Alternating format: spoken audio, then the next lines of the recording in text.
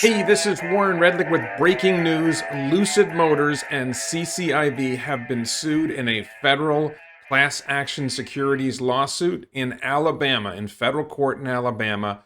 I'm going to tell you all about it. Are you ready? Let's go. This is what a lawsuit looks like at the very beginning, the top of the front page of a lawsuit, a complaint. You can see it's Randy Phillips is the plaintiff, Churchill Capital Corporation 4 IV, which is CCIV. Ativa doing business as Lucid Motors, that's Lucid Motors. Michael Klein, who's the head of CCIV. Dave Farragon, who's either with Lucid or CCIV, I forget. And Peter Rawlinson, the CEO of Lucid Motors.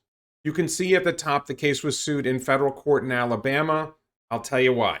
I'm not sure this is the Randy Phillips in the lawsuit, but it's probably the Randy Phillips in the lawsuit. I searched for Randy Phillips Birmingham. This is the first guy that came up. Randy Phillips is the named plaintiff. The lawyer who's suing is in Birmingham, Alabama. It's a pretty good guess. It's the same spelling. Why is Randy Phillips the guy suing Lucid Motors and CCIV? We're going to get to that in a minute. And this is Roderick Cooks. He's the lawyer behind the lawsuit. Roderick Cooks is a lawyer in Alabama, in Birmingham, Alabama. His law firm mostly does employment law, so it's kind of interesting that his law firm is the law firm suing this class action lawsuit. I suspect there will be more lawsuits. From what I could see on his law firm website, and there's a couple other lawyers involved, none of them seems to have any experience, or at least to claim any experience, doing federal securities class action lawsuits. But this is, I think, a very good case. They do have experience in federal court. That's where the case is, so that's a good sign. And it does say they do civil litigation. This is civil litigation, but they don't say class action, and they don't say securities litigation. So that doesn't sound like this is what they normally do, and I would not be surprised to see other lawsuits come about with attorneys who actually do a lot of class action securities litigation. Before we dive further into the lawsuit, I just want to talk about the stock. This is TipRanks. I started using TipRanks to analyze stocks to get a better sense of how they look. This is the Churchill Capital page on TipRanks. You can see TipRanks has it rated neutral. There's a bunch of factors that go into it. I'm not saying I fully understand how they calculate it, but you can see on the bottom there's 8 different categories of things they look at, and some of them are blank. I think they don't have enough information to give a solid rating on CCIV yet, but let's look a little more at what they see. And some of this is going to come back to the lawsuit. Probably the biggest selling point of TipRanks is they track analyst ratings of stocks. And you can see here where the red line is no recent analyst ratings found for CCIV. It's a new stock. They haven't completed the merger yet. I think most stock analysts are not comfortable issuing a rating for a company that's at this stage. So this is something that's missing. When you're looking at other stocks, this could be very useful information. Now, this is a really cool feature of TipRanks that I didn't know they had before, where you can see investor activity. They actually have a lot of people who are members of the site who have their portfolio information tracked by TipRanks some way or other. I don't know exactly how it works. You can see that 3.1% of the portfolios that they track hold CCIV, and that of those portfolios, they have 13% of their stock, 13% of their investment in CCIV. So the investors themselves that TipRanks is tracking are very bullish. And you can actually see at the bottom, I blocked out their names, but you can see individual investors, what transactions they've done, and some details. And it seems like a lot of people are buying the stock. TipRanks also tracks bloggers' opinions. I'm not sure how valuable this is. I took a quick look at it. I might look at it deeper in the future. My hunch is this isn't terribly exciting. Bloggers are bullish, but I don't have a blog. If I was a blogger and they tracked my blog, they would, there'd be at least one more notch down. And the last thing I'm going to show you here is they have stock charts. We're actually going to come back to this later while we're talking about the lawsuit. This stock chart and that peak that you see in the middle, that's going to matter. So get ready.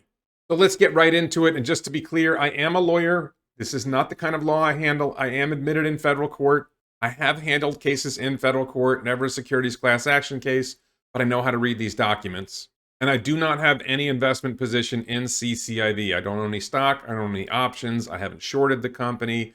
I'm not playing any games. This is just an opinion. My history is I got mad when they had the reveal in September, and I've been covering Lucid since, pointing out what I saw as a fraud. And this is my I told you so video. I said they were going to get sued in one of my recent videos, and somebody actually just criticized me the other day. Where's the lawsuit? Well, here it is. They're getting sued. So this is from the very beginning of the complaint, and you can see the lawsuit is based on a review of the defendant's public documents. The defendants are Lucid Motors, CCIV, and the individual defendants, Rawlinson, Klein, and this other guy. They looked at their public documents, conference calls, announcements, filings with the SEC, wire and press releases. And this is an important detail at the bottom here.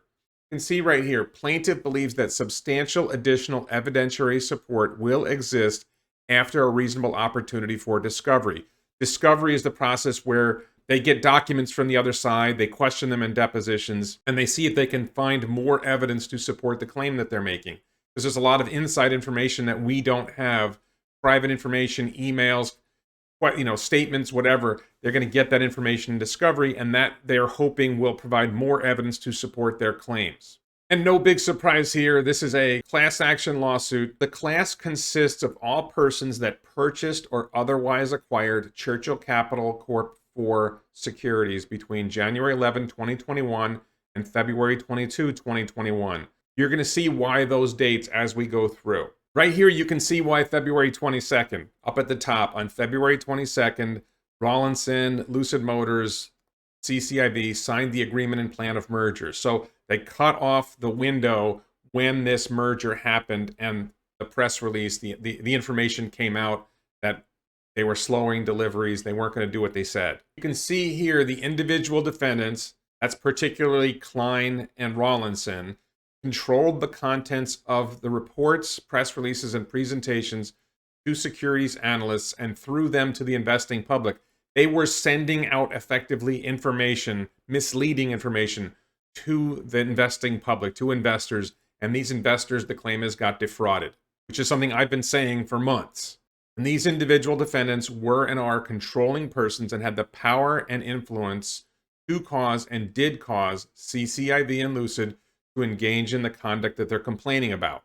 This section of the complaint is the justification for why it's a class action. Instead of it's just Randy Phillips suing for Randy Phillips, they're suing on behalf of all people who lost money on their stock. Maybe just all people in Alabama, or maybe people everywhere in the United States. That's part of what's going to happen. If there's other lawsuits, then there's going to be a fight about who gets to represent who. But these are the substantial reasons why it needs to be a class action rather than just one person, that there's common questions of law and fact. Did the CCIV Lucid Motors defendants misrepresent material facts about the business operations and management? I'm saying they did. And they're saying they did. Whether the individual defendants caused CCIV and Lucid to issue false and misleading statements during the class period. Class periods that January 11th to February 22nd period. Did the individual defendants, did Rawlinson, Klein, and Farragon do things to cause CCIV and Lucid issue misleading statements to mislead people? Whether the defendants acted knowingly or recklessly in issuing false and misleading statements. And whether the prices of CCIV common stock and warrants during the class period were artificially inflated because of the defendants' conduct. In other words, did they pump the stock? Right? Did they pump the stock? Because we all know what happened. If you follow the chart, what I'm saying happened is they pumped the stock, and then after the news came out after the merger about their plans reducing the amount of stock they were going to sell and the details of the merger, the stock tanked. It looks like a pump and dump. Was there a dump? I don't know, but they pumped the stock. In this part of the complaint, we get into some of the specific facts that they're accusing Rawlinson, Klein, CCIV, and Lucid of doing. So at market close on January 8th, 2021, which was a Friday, CCIV was trading at $10.03 a share, basically $10 a share. On January 11th, that's the start of the period, the class period that we talked about. On January 11th, Bloomberg News reported that Lucid Motors is in talks to go public through a merger with one of Michael Klein's SPACs, special purpose acquisition companies. And then at the bottom, Churchill Capital jumped as much as 40% in New York trading on Monday. At the close of business on January 11, 2021, CCIV's share price was $13.20. The stock went up about 32% on this news of a merger, of a potential merger. Someone leaked that there was going to be a merger between these two companies, between Lucid Motors and the SPAC CCIV, and the stock jumped on that news. Well, who leaked it? Well, the only people who should have known about it would be Klein and Rawlinson and other people involved with Lucid and CCIV. So how did this get leaked? How did Bloomberg find this out? Somehow, they found out there were talks to go public.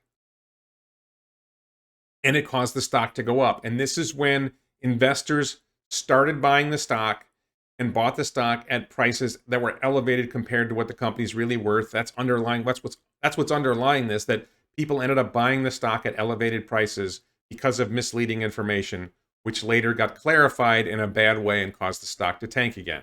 I just want to show you here on this tip ranks chart, if you look in the middle of the chart, there's a spot with a vertical line that says value 13.2. That was January 11th. That was the closing price on January 11th. Remember, the day before, it was trading at $10.03. That's what it closed at on the Friday before. It jumped to $13.20. And that's the beginning of the period that we're talking about. And then February 22 is the date of the merger, and you can see the stock had climbed all the way to $57.37. You can see what happens afterward. Imagine if you were one of the investors who bought in that peak, right? If you bought in that peak up there because you heard all this great news about everything that was happening, and then all of a sudden the stock tumbles to where it is now, around $20 a share, you'd be pretty unhappy that you lost that much money. And if you found out later that Rawlinson was lying to the media about what was coming with Lucid Motors, you'd have a pretty good reason for suing, I think. This is why I predicted this was going to happen. So just going through the complaint a little bit more, let's run through some dates and numbers. On January 22nd, the price per share had risen to $22.35 due to leaks and rumors regarding a pending merger. On February 4th, Rawlinson, the Lucid CEO, told Forbes that they were going to make at least 6,000 Lucid Airs at a new plant in Casa Grande, Arizona this year, potentially generating $900 million of revenue, and volume could top 25,000 units in 2022. On February 4th, that date, after he spoke, the shares closed at $30.22. He's pumping the stock's going up. The next day, he appears on CNBC with Jim Cramer, sharing his thoughts on the company, plans for growth, and rumors of a SPAC deal. The share price jumps more to $34.65 after he speaks.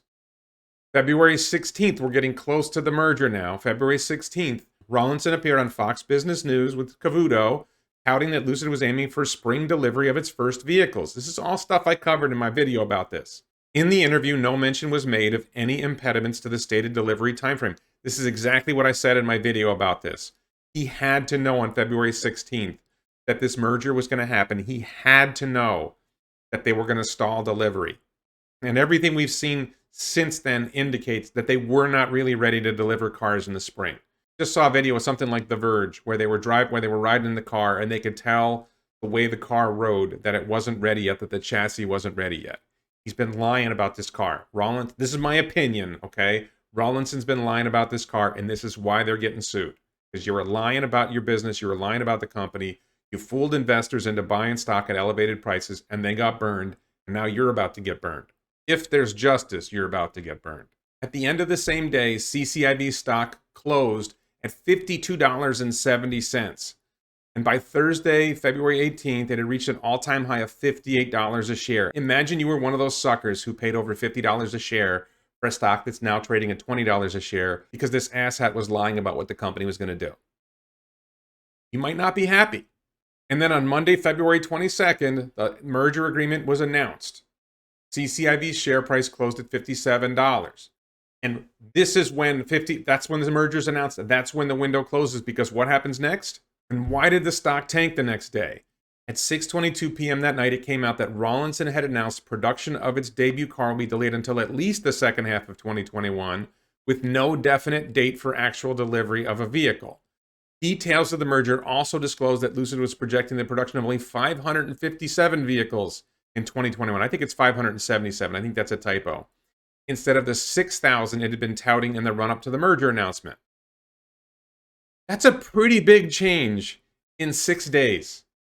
That he claimed they were going to deliver cars in the spring, and that pushes to the second half of the year with no date, right? Springs ends June 21st, so you were planning to deliver cars before June 21st, and all of a sudden you're pushing to the second half of the year, and you're not given a specific date. And you said you were going to deliver 6,000 cars in 2021, and now you're going to deliver less than 600 cars. That is a material change in business plans that you had to know about 6 days ahead.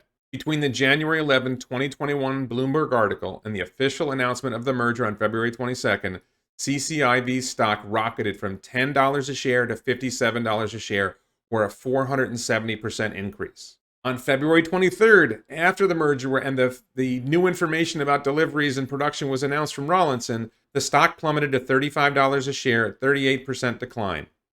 And as of April 18th, which is right before they filed this lawsuit, CCIV was trading at $19.52 a share, a 66% decline from its February 22 high. And some analysts said CCIV still remains overvalued after a 60% plunge. I think it's overvalued too. I'm not an analyst. I don't think it's worth anything. I don't think they're ever going to produce a car. That's pretty big news. I called it. I said they were going to get sued, and they got sued. And I think there's going to be more lawsuits coming. More lawyers who probably know more about federal class action securities lawsuits are probably going to file more lawsuits. And I think Lucid Motors and CCIV are in big trouble.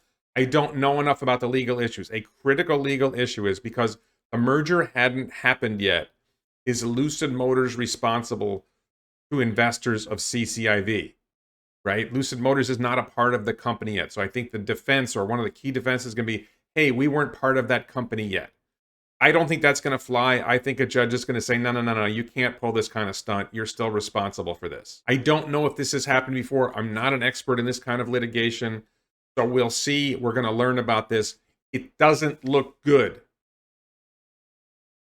And my hunch is that Roderick Cooks and the team of 3 lawyers that are involved in this lawsuit, they did some research and they made sure they could go forward with this before they filed it.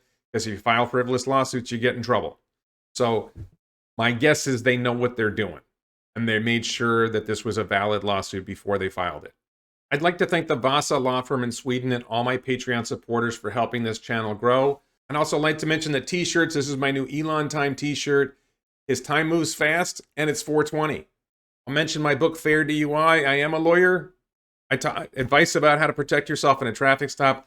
Links to Patreon, the t-shirts, and the book are in the description below in the Linktree link. Please check out my other videos about Lucid Motors. Let me know what you think about this video in the comments below. Share the video if you don't mind so other people will see it. And thank you so much for watching.